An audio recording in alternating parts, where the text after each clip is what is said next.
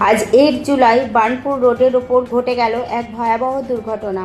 দুপুর 1টা নাগাদ একটি ট্রাক্টর এবং একটি ফোর হুইলারের মধ্যে মুখোমুখি সংঘর্ষ হয়। এই দুর্ঘটনাটি ঘটে চিত্রা ও স্কপ গেটের মধ্যবর্তী এলাকায়। আহত হয়েছে অনেকেই, তবে হতাহতের কোনো খবর নেই।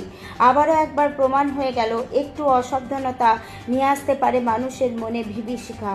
দুর্ঘটনার কারণ এখনও জানতে পারা যায়নি, তবে দুপুর 2টো নাগাদ একটি ক্রেন এসে গাড়িগুলিকে ছাড়ায়। জানতে পারা যায় আহত অবস্থায় সবাইকে স্টার্লিং হসপিটালে অ্যাডমিট করা হয়েছে। আবারও প্রমাণ হয়ে গেল রাস্তা যতই ঠিক করা হোক না কেন, একটু অসাবধানতা কিন্তু মানুষের এরকম দুর্ঘটনা সামনে আনতেই পারে, এবং তার জন্য চাই একটু সাবধানতা, একটু নিয়ম কানুন।